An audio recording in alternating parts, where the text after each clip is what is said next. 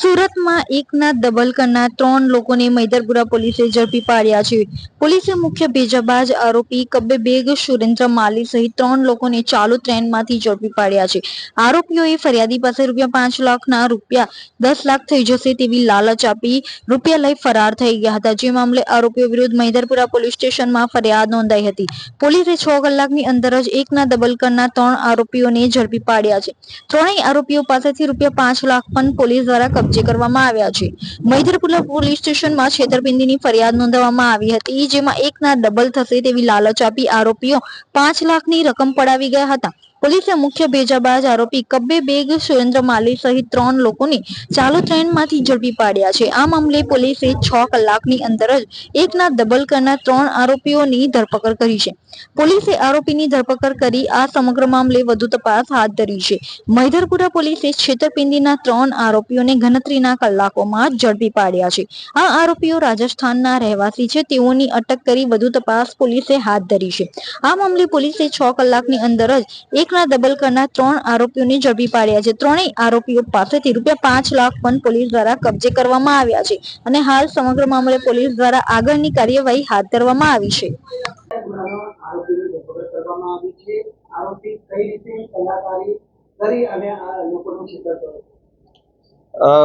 બનાવ તારીખ 18 તારીખનો છે અને એની જે ઇતિહાસ જોઈએ તો 1-1.5 મહિના પહેલા જે ફરિયાદી છે એને આરોપી સાથે ટ્રેનની અંદર મુલાકાત થાય છે અને જે આરોપી છે એ ફરિયાદી જોડે મિત્રતા કેળવી એના ફોન નંબરની આપ-લે કરી લે છે અને પોતે કરામતી કરીને એને પૈસા કેવી રીતે ડબલ કરી આપે છે એમ કરીને એને વિશ્વાસમાં લે છે અને 1-1.5 મહિના પહેલા એને એવું કીધું હતું કે તું ₹10 લાખ આપીશ તો તને તારા ડબલ કરીને ₹20 લાખ પાછા આપીશું.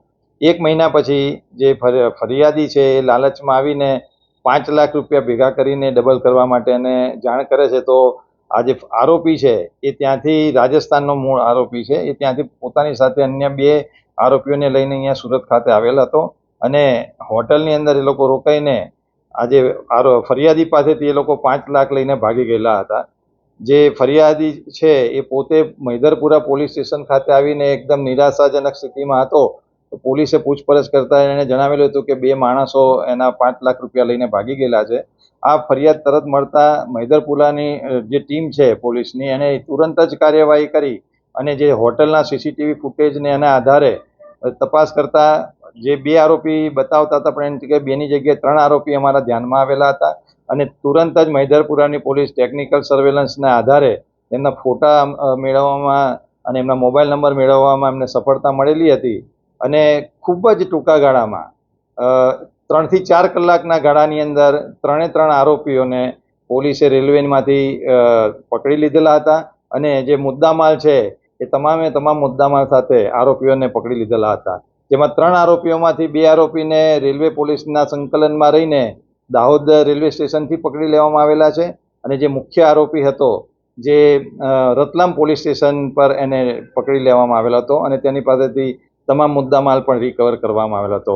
આ એક શ્રેષ્ઠ ઉદાહરણ છે પોલીસની કામગીરીનું કે જેમાં આટલા 3 થી 4 કલાકના ટૂંકા ગાળાની અંદર એક ટીમ વર્ક તરીકે રેલવે પોલીસની સાથે રહીને આ જે છેતરપિંડી અને વિશ્વાસઘાતનો જે ગુનો છે એના મુદ્દામાલ 100% મુદ્દામાલ રિકવરી સાથે પોલીસે 3 આરોપીઓની ધરપકડ કરેલી છે.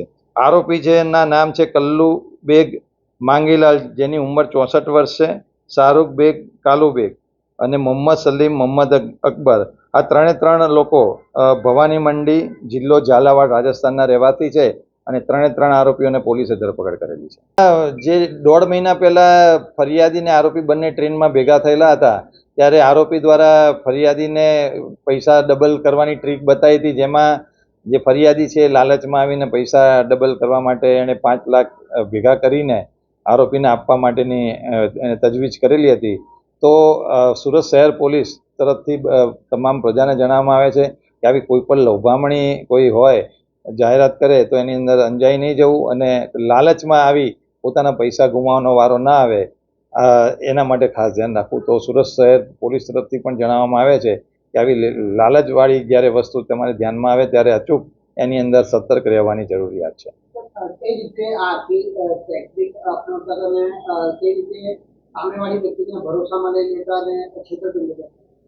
આ લોકો ટ્રેનની અંદર પોતે વાતચીત દ્વારા એક પોતાની સાથે વિશ્વાસ કેળવીને પછી આવી કરામત બતાવીને એમને પોતાને લોભામણી લાલચ આપે અને પછી સામેવાળાની જોડે નંબરની આપલે કરે અને થોડીક લાલચ પણ આપે. આ કેસની અંદર જે 5 લાખ આપ્યા હતા એમાં એવી વાત કરેલી હતી કે 5ના 10 લાખ કરીને અમે આપીશું, પણ તમારે અમને 1 લાખ રૂપિયા આપવા પડશે. એટલે ટૂંકમાં 5ના તમને 4 લાખ એક્સ્ટ્રા મળશે એમ કરીને વિશ્વાસ કેળવે. એટલે માણસ જ્યારે લાલચમાં આવી જાય ત્યારે આ વસ્તુ રીતે છેતરાવાની પૂરેપૂરી શક્યતા હોય છે, જેથી પ્રજાએ સતર્ક રહેવાની જરૂર છે આવા માણસોથી. Thank you.